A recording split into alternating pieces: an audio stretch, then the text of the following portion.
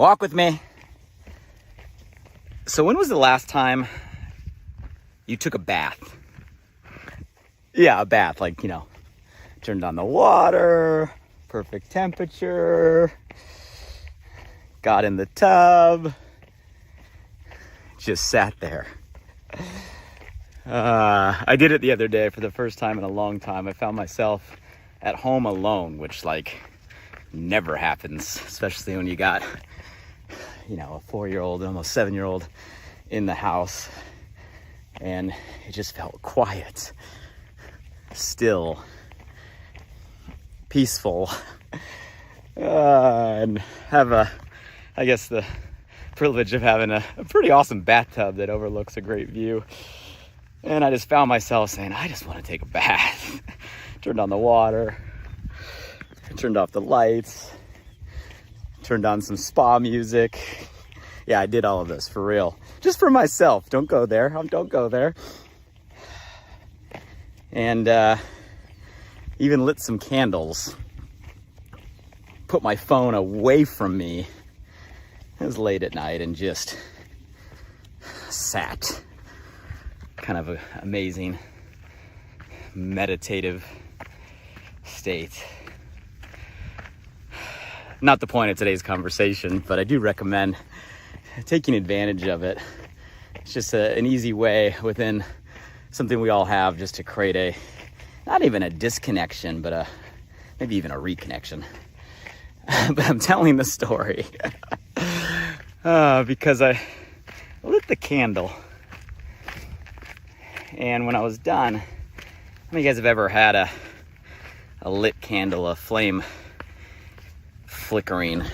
And when you were all done, you took a glass cover and just put it over the top of the candle, right? Sometimes candles come in little holders that have those glass covers. Mine had it. So I took the glass cover and just put it over the candle, and we all know the result. What happens to the candle? It goes out. And it just got me thinking how there's, I think, one thing above all things that for all of us is that glass cover. It's that thing that you might not even see. It's like transparent, almost like it's not even there from a level of our consciousness or our awareness, but it is the thing that suffocates our flame. It is the thing that extinguishes our fire for all of us. And again, it might not be the thing you think it is. It might be that glass, something you don't even see is there. But I promise you, it's the thing that is limiting the light you are able to give to this world. So no, our conversation is not about baths, but you should take one. They're awesome. Do it. Tell me about it if you do. But I do want to dive deep into what that glass is. It is limiting our light, putting out our fire every single day, and how we overcome that to shine brighter than ever. I think it'll be a deep topic, a good topic, a powerful topic. Before we get into that, I'm going to ask, who's by my side? Look at that sun today. Beautiful day, blue skies. Hey, who's to my left? Who's to my right? Who's walking with us today? Don't be shy. Say hello below. Tell me where you're from. Show me a flag. If you're new to the crew, welcome. We have a global community. We walk together, usually weekly around the same time, sharing inspired thoughts and inspired conversations. And we contribute. That's what this is about. Not a one-way monologue, but a collaboration or participation of our shared experience on whatever topic seems to be my stream of thought for today. And I appreciate all of it. I read all of them, and please contribute as many times as you like in the comment thread. You can catch some of our past conversations. We've had some good ones, haven't we? What have been some of your favorites? Any principles you remember, shifts that stand out? But you can always catch past ones on the podcast, Alive by Design, where all the podcast places are. Go subscribe on Apple. Leave a rating and review. Check in on past ones. But today's going to be a good one, talking about that glass that maybe we're not even aware is there, that puts out our fire. I was coaching a group, actually super recently, really small group of entrepreneurs in a room, super casual kind of Q&A format, in person. And there was an individual that shared a really inspiring story. You guys know that I'm proud to represent an awesome, thriving, growing community in the healthy lifestyle space. We have amazing technologies that really do make an impact on people. I'm not going to go into details on ketones. It is better fuel. I got mine every day with me, have for years. But that's not the point of this convo. Just for context, we were in a room and someone was sharing their personal story of a real kind of physical transformation that they've had as a result of the experience with our community in a short time, like actually just this year. So in a matter of like less than 6 months. An amazing story of, fat loss or weight loss. And beyond the numbers on a scale, it's always more than that. Like the resulting self-confidence, perception of image, just overall attitude and energy, kind of a zest for life. Like she was sharing all of this story, which I love hearing. It's kind of why I do what we do. And I paused her in a room, and she was sitting next to the person that introduced the technology to her. And I posed the question to the small audience. I said, now, what if that day, this person who had the courage to introduce this technology that led to this story, this beautiful story we were all hearing, I said, what if that day that person got in their own way, got in their own head? What if that day was a long day and they just didn't feel like having that conversation, that phone call or text message or DM or WhatsApp, however the conversation started? What if they just were in a mood where they didn't feel like it and that conversation never happened? Or what if they went to send a message and all of a sudden the negative self-talk, I call it the yak-yaks, right? The voices in our head that sometimes prevent us or scare us from doing what we feel we're really meant to do. You guys all know what I'm talking about, those voices. We all have those voices. What if that voice got in the way that moment and said, you know what? This conversation isn't for this person. They're just going to say no. It's just going to lead to another rejection. It's going to make us, feel bad for the evening. This person is already fairly, fit and healthy. Maybe they don't need this. They don't need to hear this from me. Or, what if this person, thinks that what I'm doing is crazy? What if they, think me being an entrepreneur and wanting to bring this to the world is like crazy, and they end up, digging on me or hating on me for what I do? Like all these thoughts that can go into our own head as entrepreneurs, especially, right? How often do we try to take a step forward and then all of a sudden we get a fear of a rejection, right? A fear of a no, a fear of what another person might think, a fear of, they might call us crazy, a fear, right, that kind of comes over us internally, right? It's in our mind, but it's something you feel across your body is like real, that so many times prevents us from taking that very action. Like, come on, it happens for all of us in our life. I'm sure some of you can think about a time this week where you went to take a step and that conversation, kept you in your place. And I highlighted this just to show that had any of those negative self-statements, had any of those self-doubt, had any of that in that very moment prevent this certain person from having that conversation, well, the person sitting next to her sharing her beautiful story wouldn't be in the room, wouldn't have had this amazing transformation, wouldn't be this glowing light, right? And that was a point I was trying to make and trying to get across, because I know as entrepreneurs, we all have these things in our mind that sometimes try to prevent us from doing the very thing that we're meant to do. And then the lady who shared their story in the room, and I'll keep the name private, stopped me and said, Blake, it goes way more than just my weight loss or my confidence or my feeling.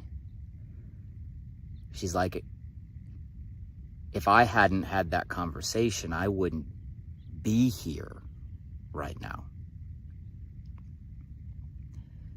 And she didn't mean there in the room. She meant here, as in like alive on this planet. And vulnerably, from a position of complete transparency and strength, went on to share her story of how she was battling a lot in life, went into a dark place when it comes to mental health, was contemplating ways to not be here anymore.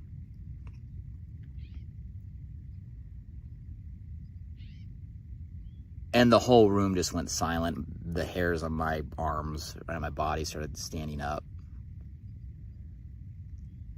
And mental health, and especially the conversation around thoughts of taking someone's life, it hits super close home to me.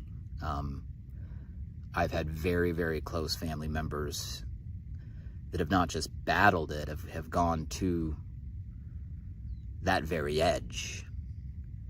I mean, I still have visions of being one of the first to walk into a room of the aftermath after they got rushed to the hospital. And the good news is this family member has overcome, become transformed mentally, physically since then. But the mental health conversation is real, folks, and it's closer to home than all of you may think. I guarantee you, just by the statistics, by the odds, every one of us have someone close to us that are a lot closer to that edge than we may even really ever know. But in that moment, it became so real how a single conversation didn't just change someone's health, it literally saved someone's life.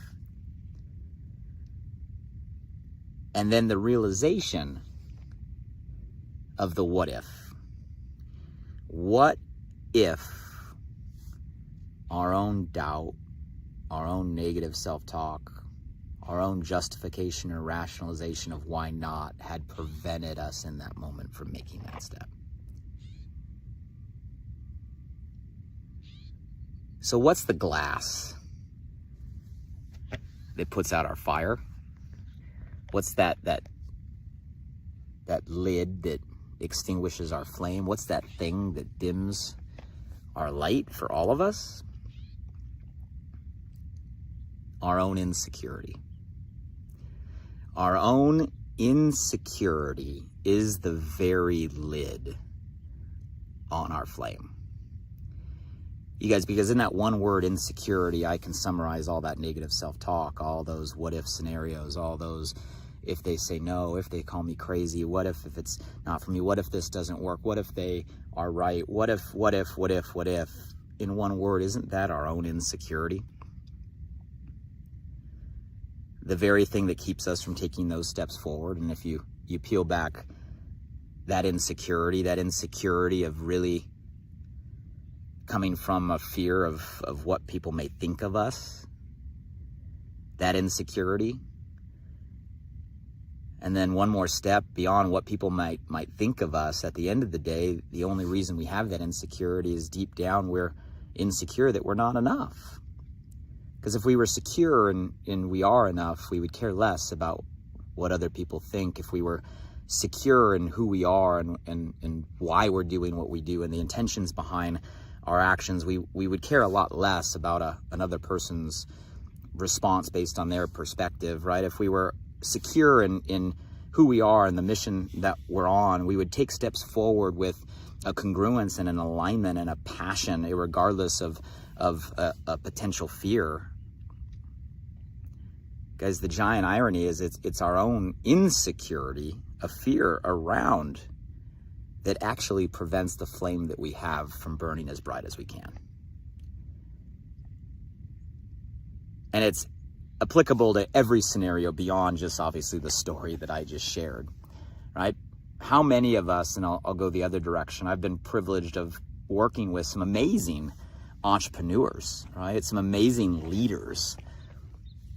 And one of the things that I always love and I always admire is anyone's ability to come from a place of authenticity and vulnerability and sharing their own story, right? Sharing what's real, not just the victories, but sharing the struggles, right? Sharing the dark times, sharing the times that we fall, but sharing them from a place of just genuine openness and authenticity in a way that comes across, right? Not only from the heart, but in a way people can relate, in a way people can move. In other words, removing that fear of an insecurity, removing that fear of what other people may think, and just shining a light the way that it's meant to be shined, right? And so often today, there's so much conversation on, be vulnerable, almost from a strategy, right? Or a way to communicate. But if we get to the heart of what that is, all that means is share your flame the way that it is, without the cover around it, or without the fear, right, or glass around it. Share it in a way that just is what it is. And the irony is sharing who you are, what you've gone through as you are, without any sort of filter or lens around it or fear of insecurity around it. That is the power of your flame. That is your fire. That is the thing that brightens up a room. That is the power of your story. And I told the lady who shared with us, I told her she's a rock star. I told her her story is already inspiring. I told her that the ability she's able to stand in a room of a brand new, family that she just met and share that is already an indication of where she's going. And you guys, that's true for her, but that's true for every single one of us on what we've gone through. Every one of us has a collection of experiences and references, ups and downs, this roller coaster or ride of life, right? The victories that we can celebrate and give us maybe credibility, but the stuff that we've gone through that gives us the wisdom and the experience that led right to that. And at the end of the day, it gives us the lessons that we're able to help other people as they go through similar things, because people do go through similar things. There are people going through right now similar things. Right? And you are that expert that now is totally equipped to help people go through where you've been, help people, right, who are who you were. But so often that flame, that power that we have inside of us, we put the glass over it. We don't share authentically. We don't speak up because of that glass. We literally put the glass over our own flame and let the insecurity either keep us from starting at all or filter the conversations we have, dim our light. And I wanted to share this conversation with all of you because I know everybody has their flame. Everybody has their own unique collection of talents and gifts, their own unique collection of skills and experience, right? Your own unique fire and your own unique flame. That can bring light to the world. That can make an impact. That can inspire. That can make a difference, right? That can make a difference in one person's life. And you guys, one person's life, right? A conversation, an action, a perspective in one person's life that can save one person's life. Do you know the impact of one person's life? If you remove the filter, remove the lens, remove the glass. And the truth is, well, one person's life is everything. It can reach more than one person if you're willing to remove the cover, right? And share what you've been through, what you're going through, where you're going from a place of authenticity. That is your power. That is your fire, right? That's what lights a room. And all of you have a story. I don't know what your story is. I look forward to learning. I want to hear it. I want to hear all of it. And I want you to share it because I do know whatever your story is and whatever has got you to where you are, you have value to bring to others. And the sooner that you remove that lens, right, that glass, and share that full value, remove that own insecurity that's suffocating your fire, the brighter you're gonna be able to shine and the more impact you're gonna be able to make.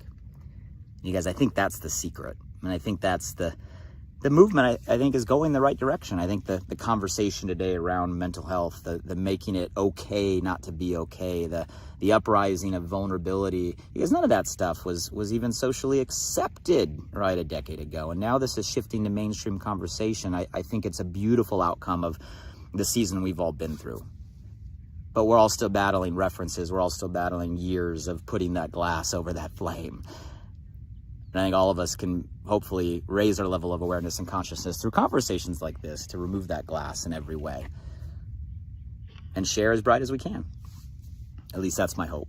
So thank you to the lady in the room that day who had the power to share and illustrate that example. And just for her own story, it made the point, but to take it to the level that it really was, raise the level of awareness of just how much of an impact we can all make and how important it is for us to get out of our own way, remove that insecurity, and just share